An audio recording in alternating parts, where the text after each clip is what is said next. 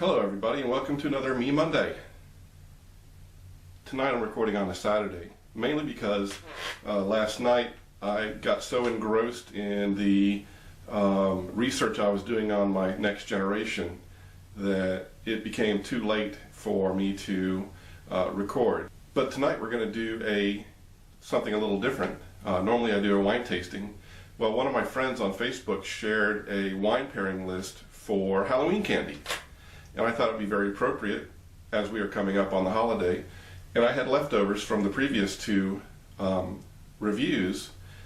So what we're going to do is take those wines, and I have gone to the chart and looked at what pairs with them, and I have the candy. We're going to try the candy pairings.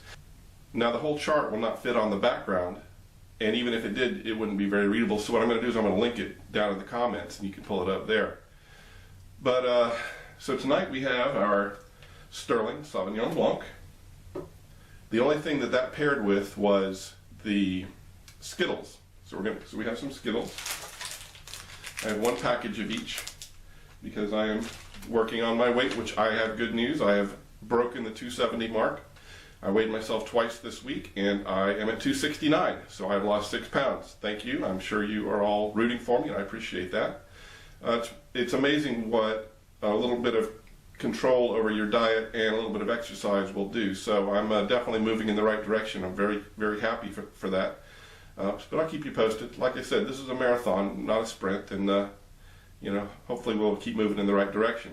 So the second thing I have is the Fetzer, not Feltzer, Fetzer, White Zinfandel, and what pairs with that is Snickers, Kit Kats, which I don't have any, Hershey's chocolate bars, and plain M&Ms. So I have all these candies for the kiddies for Halloween, and we're gonna give them a try. And since we're not going to be studying the wine, swirling them just to look at the pretty colors, I am drinking out of my trusty Ren Fair goblet here. So with that, I think we're gonna make this quick because the generational discussion tonight is going to be very long. As a matter of fact, we have so much detail on our next generation that I'm actually going to have to break it into two pieces. So also you'll notice I'm wearing my Alabama jersey, my Alabama hoodie. We just got back from my local pub watching the game, very close game with the Volunteers. They played a very hard fought game, but thankfully we came out with a victory. So I'm spoiling my Friday football a little bit, but I'm a little overjoyed at the outcome. There's only one team I like beating more than Auburn, only on the third Saturday in October, and that would be Tennessee. So yeah, we enjoyed that very much. All right, so we're going to get down to this. We're going to do our tasting and pairings and move on right into the generational talk here. All right. Let's start out, since I have two of the candies, we're going to start out with the Fetzer White Zinfandel. So let's go ahead and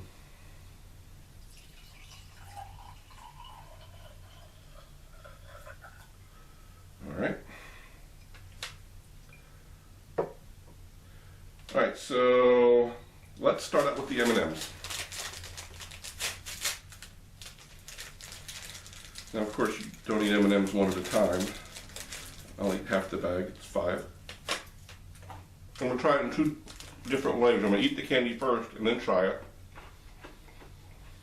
Then once my palate clears, I'm going to try the wine first and then the candy and see if that makes a difference. So, love me some M&Ms. I prefer the peanut ones. Ultimately, the almond ones, but nice mouthful of chocolate. And a little bit of white thin.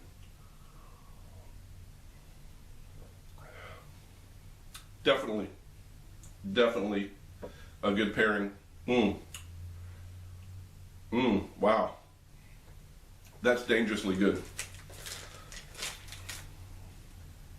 The white zin on its own is pretty good, but it is definitely complemented by the M&Ms. All right, this time a little wine.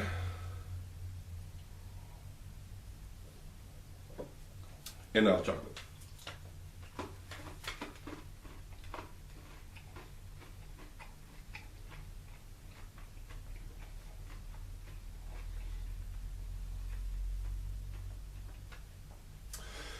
I'd say that pairing's a success with the M&Ms for sure.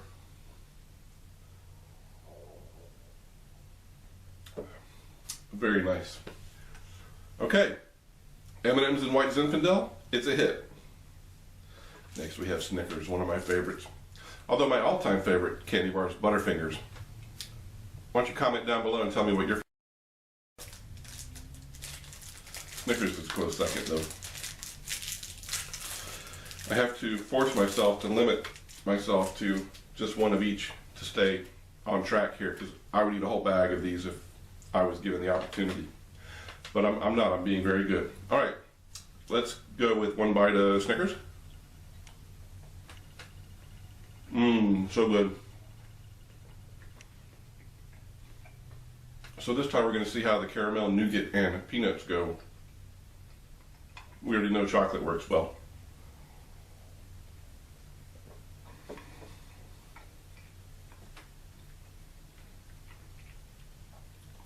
I don't like that one as much as I do the M&Ms, but it's good, very good.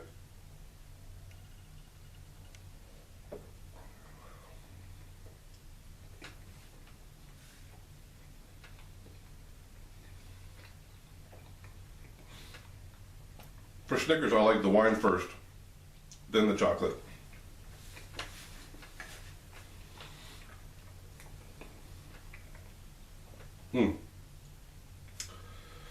Very nice. All right, we'll finish off this and then we'll try the Sterling with the Skittles. By the way, just so you know, I was at the bar watching the game with my son, who is a minor still. So you see me downing this wine. I didn't have anything to drink at the bar besides tea, so I'm not adding insult to injury, and I'm going to become sloppy here. Maybe towards the end of this video if I continue downing the wine like that, but I'm starting this out stone cold sober, so no worries. All right, let's try the Sterling and the Skittles. It's going to be tough to beat the M&Ms, I think. So what I'm hoping we're going to find is with the, if you remember from last time, with the tartness of the Sterling and also the citrusy taste, the lime taste, we're going to find that the sweetness of the Skittles is going to offset that, I'm hoping. All right.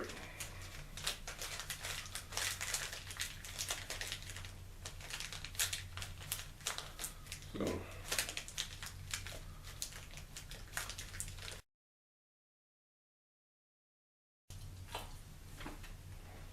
Mmm. Chewy, citrusy goodness. Taste that rainbow, damn it. Mmm. All right, here we go.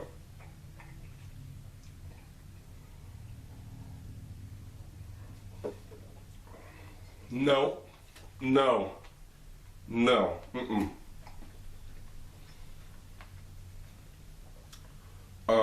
Candy first, then the tart wine, not good.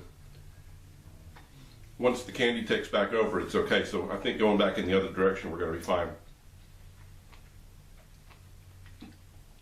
But when you eat the sweet, citrusy candy first, and then take a hit off the wine, it almost doubles the tartness. So it doesn't offset it, it enhances the tartness. Now if you like your wine tart, then yeah, it will probably be good for you, but that's really not working for me in a positive direction. So all right, let's try the wine first, then the Skittles. Whoops, maybe some Skittles here.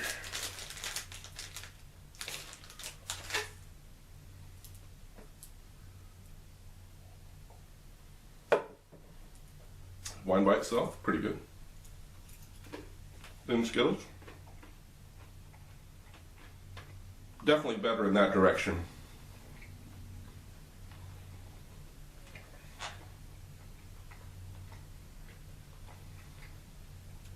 Yeah, definitely the wine and the Skittles. So they both pair pretty good as they show on the chart, but the order in which you eat and drink them definitely matters. So pay attention to that.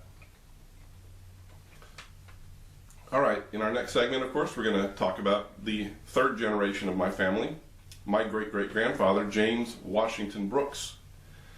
Now, James is the son of Middleton, who we discussed last week, and he was born on March 9th, 1844 in Barber County. Now, my family hails from Geneva County, the city of Geneva in southern Alabama. At the time that James was born, there was no Geneva County. There was Barber and there was Coffee counties. So it's very likely he may have been in Geneva or thereabouts when he was born, and then the county was put up. But at this point, we have to say he was born in Barber County. Now, we don't have much information on him until he turned 18, which was during the Civil War, and right after the Battle of Shiloh. He and all four of his brothers enlisted with the 33rd Alabama Infantry in Elba. He was 18 years old, and he actually enlisted on the 10th of March in 1862. Now you'll note that just a minute ago I just said he was born on March 9th, 1844. Well, that would have put him one day into his 18th birthday when he. Now, the 33rd Infantry was actually established in April of 1862 in Pensacola, Florida.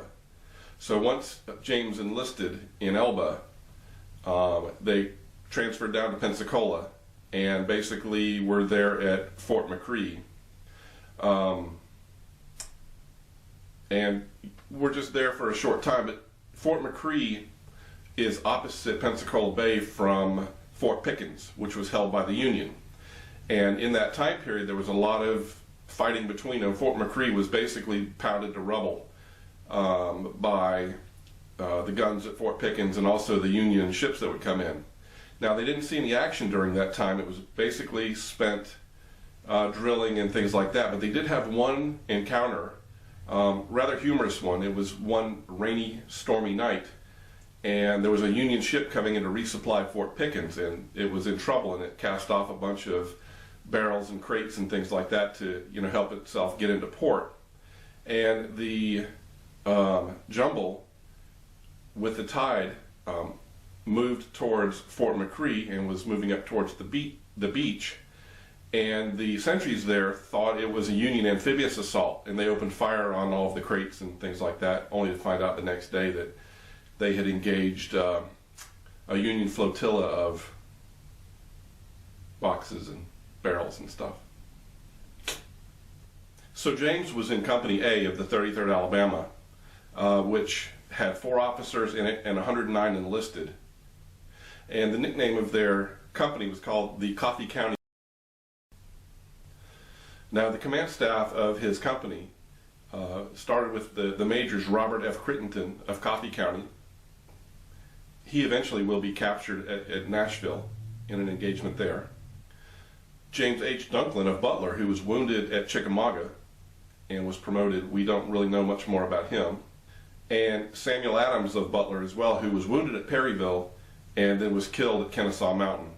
So, the officers in those days had as much hazard as the run-of-the-mill privates as well. So I will say this, while to me is immeasurably interesting information, all around, it's also a very sad, and I found as the more I researched it, just the more intense my feelings became over all the incidents, just so horrific on all sides. It was an all-around bad thing. You'll see over the course of this story, of which again it's a long one, so I'm only going to get to the first half tonight. But James W., I'm going to call him JW from now on. JW enlisted the day after he turned 18, and he returned home almost 3 years later after 2 years of combat and a year as a prisoner of war. So, when he came home, he was 21 years old and had spent a good part of his life living a horrible nightmare. So, I have all the respect and admiration for this gentleman. Pick your side, talk about all the politics involved. I'm talking about the man and the men who played out their roles in this unbelievable drama that our country was embroiled in at that time. So, you know, take it for what it is, but I take it to honor my ancestor who, through courage and determination, actually survived such a horrific series of events. So I'm just saying that up front. So following their initial duty at Fort McRee, the 33rd was ordered to report to Corinth, Mississippi, as the Union forces were pushing down from Shiloh into the north of Mississippi. And they reported to General Albert Sidney Johnston's Army of the Mississippi. Now we call it Albert Sidney Johnston's Army, but he was actually killed at Shiloh and then was replaced in command by General P.G.T. Beauregard, who we'll talk about quite a bit. And so the regiment was assigned to the brigade commanded by General Alexander T. Hawthorne, which was part of the Army's 3rd Corps. And so while they were up there, they were involved in the Siege of Corinth, which is also known as the First Battle of Corinth, Mississippi, which lasted from April 20, 1862. And so after the Union victory at Shiloh, which was a battle in southwestern Tennessee that went from April 6 to April 7, 1862, Union Major General Henry Halleck amassed 3 Union armies, the Union armies of Tennessee, Ohio, and Mississippi, for an advance on the vital rail center that had a junction. So it was a major strategic city for rail travel. So at this junction, the rails, the Mobile and Ohio, and the Memphis and Charleston railroads crossed. So for supply purposes, for troop transport purposes, owning this junction was very important. Now the reason this siege took so long as far as approaching Corinth was after the just devastating losses the Union had in their victory at Shiloh. The general there was making an approach, you know, very slowly. So he would move forward a bit and then set up defensive entrenchments and then move forward a bit. So they crept up, like moving like 5 miles in a period of 3 weeks.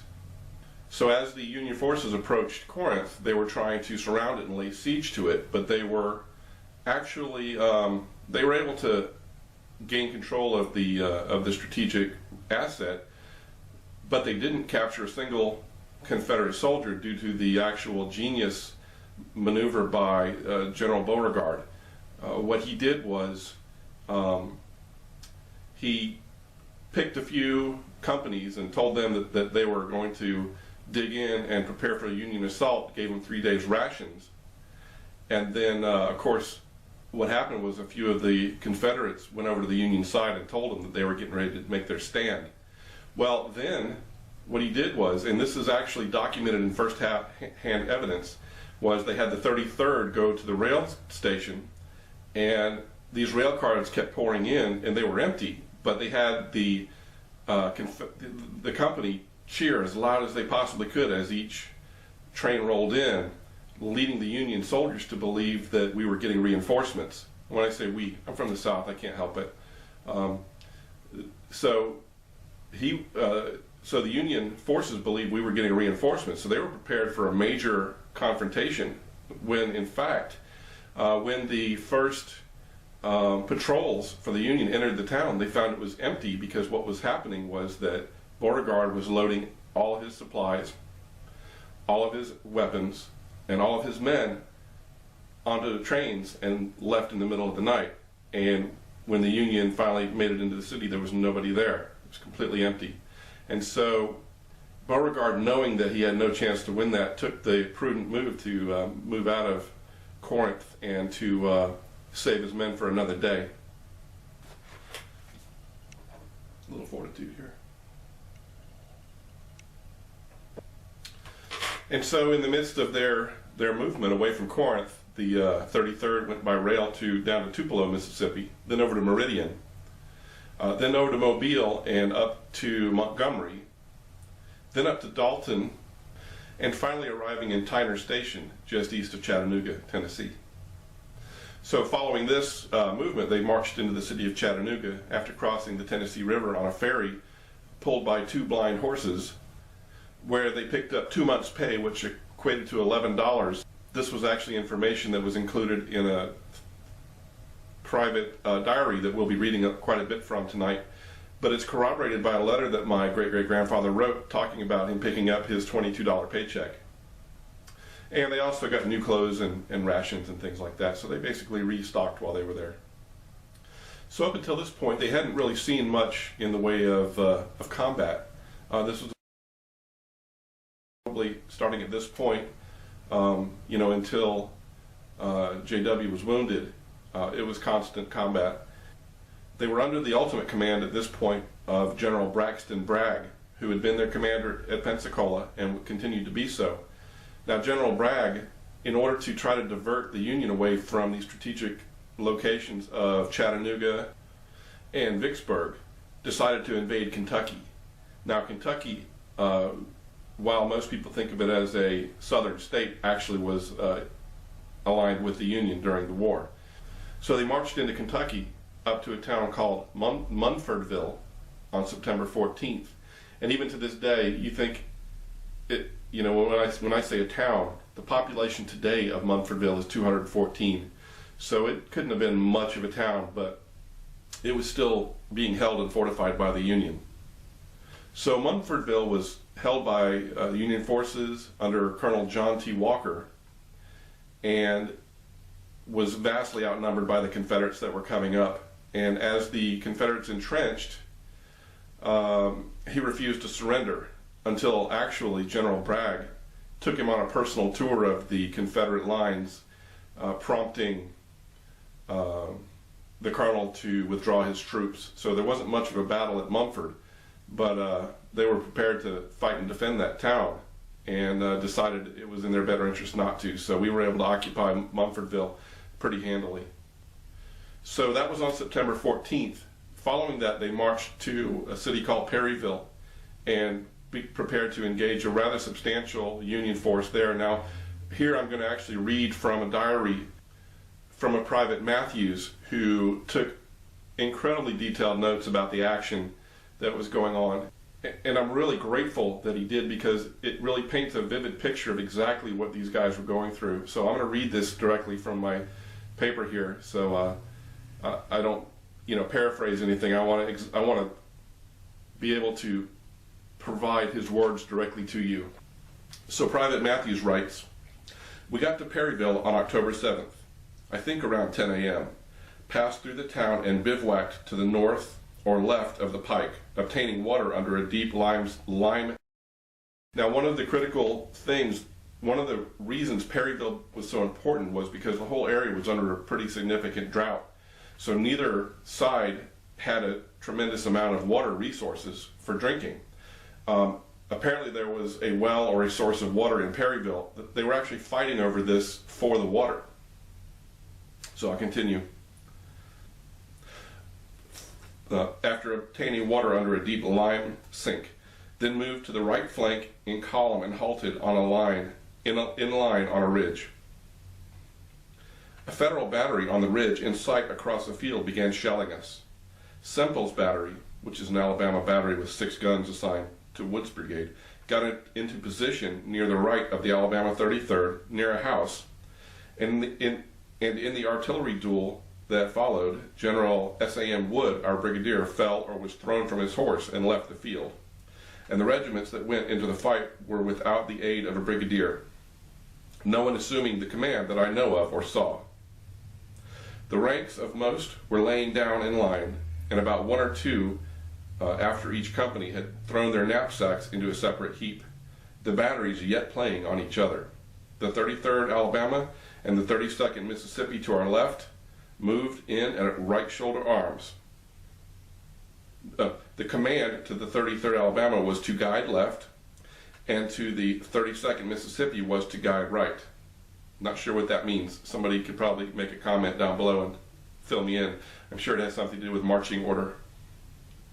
We moved down and across the stubble field. Company B of the 33rd was at times partly in front or rear or right of the 32nd Mississippi.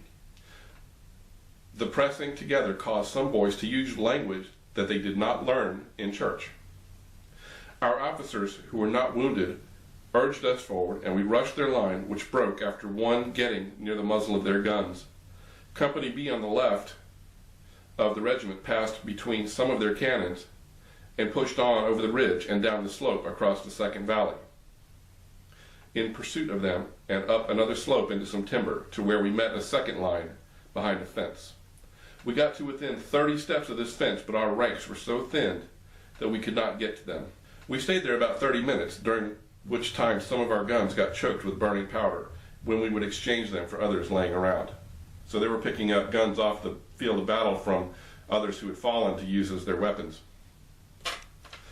We, having no men on our right, they enfiladed us from the right. I don't know what that means. While the line behind the fence in front seemed determined to stay. Then the Federals got to advancing around the right of the 33rd Alabama, where it had no support, and doubling its right back to the rear of its left, the regiment pivoting on the right of the 32nd Mississippi. Colonel Sam Adams, the 33rd Regimental Commander, had been wounded in the foot, and Lieutenant Colonel Robert F. Crittenden ordered the left of the regiment to drop back some, the right being then quite 45 degrees in rear of the 32nd Mississippi. And facing almost at a right angle compared to our former front, the 32nd Mississippi gave way and all ran up the slope. And about the time we were passing the captured battery that we had wrought such havoc among us earlier, but now had been out of action for an hour or more, Colonel Crittenden, Captain Bob Hughes, and other officers rallied our fleeing men behind a rail fence, a graveyard, and checked them until an Arkansas brigade carrying our blue and white flags came up and fired one volley into the fleeing Federals, killing many of them and driving the remainder back. Had some of these or other troops been moved in on our right earlier in the evening and kept the Federals off our right flank from getting in our rear, we might have carried the line behind the fence on our first front. Paints a very vivid picture. Now they talk about the blue and white flag. I'm going to put that as my backdrop now, which is the battle flag of the 33rd Alabama. So as you see, Private Matthews, we're grateful for him for doing so. Basically, the 33rd of Alabama and the 32nd Mississippi made a bold assault on the Union lines. They were successful to some extent, but then were thrown back and had to remove themselves from the field. So when the smoke finally cleared on October 8th at Perryville, the Confederates had won a tactical victory. However, with the approach of additional Union reinforcements, the situation became untenable, and the Southerners in Kentucky were able to convince General Bragg to begin a retreat. The 33rd and the rest of Bragg's army retreated through the Cumberland Gap into Tennessee, leaving the Federals in control of Kentucky basically for the rest of the war.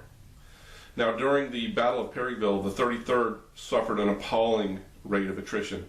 They lost, going into the battle with 500 men, 82% were killed or wounded, leaving only 88 in action, 4 of which were J.W. and 3 of his brothers. So this next segment deals with a rail tragedy that happened. It's documented in newspapers and memorials as well, where the 33rd was ordered along with other regiments to board a train to Chattanooga, Mississippi. What happened basically was a large wooden beam from part of one of the cars came off and actually lodged itself under the axle of the car behind it, breaking the axle and derailing the train. Major train derailment. 17 were killed, 60 were maimed, and Private Matthews reports that when the axle snapped on the boxcar he was in, all the wheels came off and clogged under the wheels of the car behind it, causing its separation from the train. Meanwhile, the engine continued to pull the wheelless B Company car for 200 or 300 yards down the track before it finally stopped. So all of the men that were killed in that were buried the next day in a small field, left in unmarked graves near the rail station. But in 1989, their descendants set up a memorial to them in their honor and to be able to remember them rather than being in the unmarked graves that they were left in for 25 years. So after this train tragedy, they were in Chattanooga for a bit, or around there, and J.W. wrote a couple of letters home. I'm going to read these letters to you. I have saved the letters as he wrote them. There's a lot of misspellings, a lot of very endearing vernacular that he uses, but I'm going to read these 3 letters. One was to his father Middleton, and the other 2 was to his sisters Catherine Elizabeth and Hannah Brooks. All right, so here's the first letter. This was written in a camp near Shelbyville, Tennessee, on the 27th of November, 1862. Mr. M. Brooks, dear father, myself to write you a few lines in reply to yours of the 2nd of October, which I received today. I was more than glad to hear from you all. I also received one from Brother Thomas Newton, the 17th. They wrote nothing very interesting. I was well fricasseed to hear from yonder at one time, for I have not heard from you all in so long that I thought you all had forgotten me entirely. But when I received them, I was cheered up very much. This will inform you that I am well at this time, with the exception of a cold. I have a very bad cold. I was sorry to hear that you had lost your horse, and I am sorry to inform you that P.L. Cooper is dead. He died in October from wounds received at Perryville. Captain Kimmy and Lieutenant Thompson are both mending. We happened to some very bad luck as we came from Knoxville. The car run off the track and killed some 16 of our regiment, and wounded about 60 more of our company. Killed and wounded, it looked like death was at hand. But as luck would have it, I came out without getting hurt. You wrote to me that Ma had some clothes for me. I would be glad to get them, for I need some. I have some yet, but they are cotton, but one shirt and a pair of pants, which I drawed. When I get them, I will be very happy. I have 2 good pairs of shoes. They will do me all winter. I have drawed 2 months' wages since I wrote to you last, amount of $22. You remember? None worth sending home. We are within about 50 miles of Nashville, one some 8 miles from the Nashville and Chattanooga Railroad. We are expecting to go to Nashville before long, so nothing more at present. Only sending my best love and respects to the family and neighbors, desiring an interest in the fervent prayers of you, all friends and relations, your ever true and affectionate son, devotedly, James W. Brooks. Write soon as you get this. So the previous letter was written in a camp near Shelbyville on the 27th of November. This letter was written to his sisters, Catherine Elizabeth and Hannah, on the 30th. Dear sisters, this evening I seat myself to write you a few lines in answer to yours of the 2nd of October, which I gladly read. I was happy to receive a letter from so many of my relations at one time. I received 5 this same day, yours, Pap's, and one from W.J. Holstead and T.J. Brooks, that was comforting to one so lonely as I. Dear sisters, I am sorry to inform you that I lost my testament with the rest of my things at Perryville. Now, one of the things in the writings of Private Matthews about Perryville was that they had all piled their knapsacks as they went to battle, and as they retreated, they did not recover them, so he lost everything he had there. I wish you to send me another with a small hymn book, if you please, in relation to which I will try to write you a portion of my reasons for it, as follows. My country was in danger, the spirit of the patriot was stirred. A youth of 18, as I was gathered my little all in my knapsack and was about to bid you all farewell, when looking, saw a testament which I knew belonged to the Sabbath school, to which I had been a member so long. The thought struck me, yes, I will take care of it as long as I can take care of myself. In all my marches over mountains, valleys, that testament was not forgotten.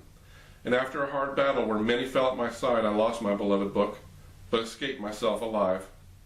After we had taken up our wounded, I thought of my book, and then of the much beloved Sabbath school from which I piece I saw in the next part was unreadable, where a small boy had gone to the war, and before he left his mother, gave him a Bible.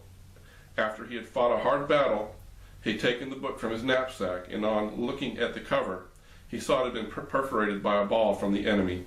And on opening it, the ball fell out, so that he was forced to see at what passage of the scripture it had stopped. He found it stopped at the words in Ecclesiastes 12 first. Remember now, Remember now thy Creator in the days of thy youth, so nothing more at present. This leaves me well, hoping it may reach you all well. Give my love and respects to all the girls. Tell them not to think hard of me for not writing to them, for my chance is bad. So goodbye, your brother. Very affectionately, James W. Brooks. Now, whether or not the story of the ball in the Bible is true, it sounds like an urban myth to me that may have been passed around, but it was still something that these folks in a way, and so I just found it very interesting. So we have a long letter here. This one follows the other one, but this is closer to Christmas time, written on the 20th of December 1862 near Tagore, Tennessee. Dear Sister, and this was written to Catherine Elizabeth only. Dear Sister, this morning I with the greatest of pleasure write you a few lines which will inform you that I, at this time, hoping these few lines may reach you all, enjoying the same blessings of life. I have nothing very interesting to communicate to you at this time, only I have got the clothes you started to me by Captain Lee.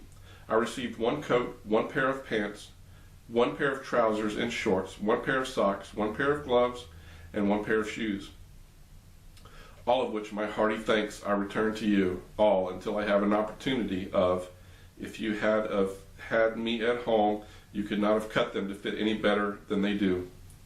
The pants is rather small around the waist and are rather long. I will tell you what I value the clothes you sent me at the value of $66 exactly. I found that kind of funny. But I would not tax $75 for them, no time. They would have cost me that if I had bought them or drawn them here, so you can see that everything is very high and scarce. But we are all very well prepared for the winter. Oh, I must tell you what a large snow we've had up here in Tennessee on the 5th of this month. It snowed all day long, and we left Shelbyville that morning and marched all day in it, and the next day too. It was very disagreeable marching, but as it happened, I got into a house both nights that we was out, and fared very well by paying $1 one night and 50 cents the next.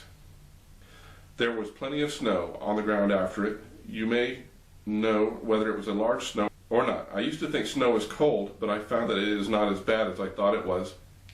I would have said before I came out into the war that I could not have stood it to march all day in as large a snow as this was, but I thought I could have.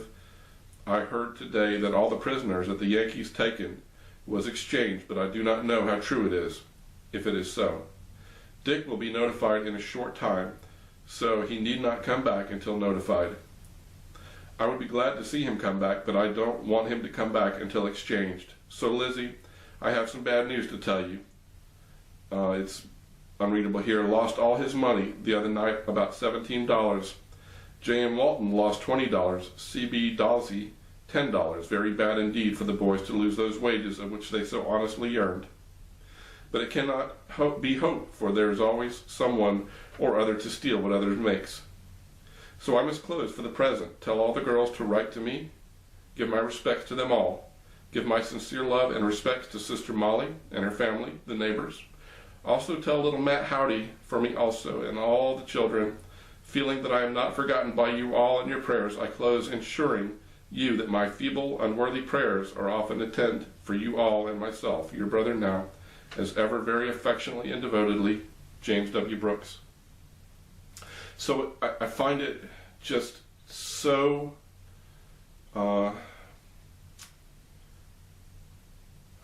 struggle for the words, but the ability to hear the words coming out of his mind on the paper directly, and I feel a very closeness to him when I read this, or hear the words of Private Matthews as well, placing me right where he was at. So, you know, it's just, it's there's a closeness there that, you know, never, of course, having had the opportunity to meet him, but still, hopefully,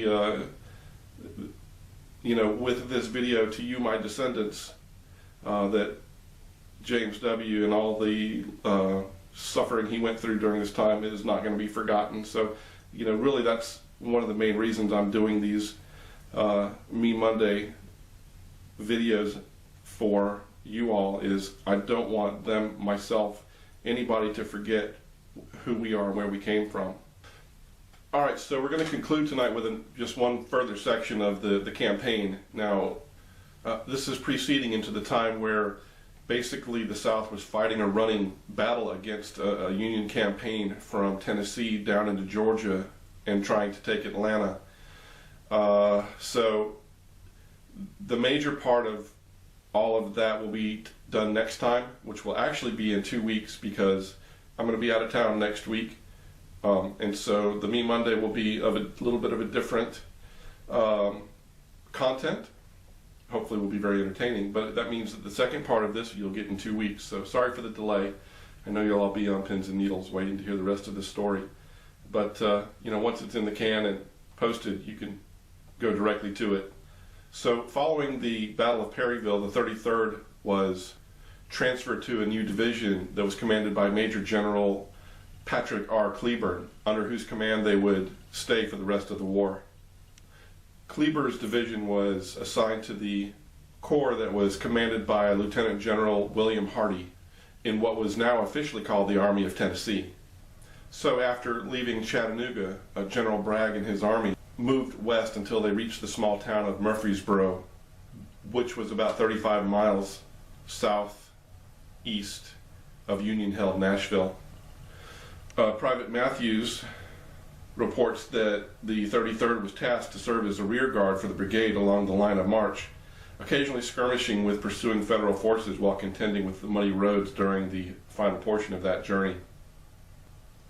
The Federal Army of the Cumberland, now under the command of General William Rosecrans, closed with Bragg in late December 1862, so it would be right after that final letter that was written by J.W., and arriving at Murfreesboro on the 29th of December and setting up their lines, basically. And I found this next statement very funny. It says, following a musical contest between the Southern and Federal bands during the evening hours of the 30th, both armies prepared to attack each other at dawn on the 31st. Amazing that these kind of things were going on in the midst of so much horror, that they were having these sort of friendly competitions over things.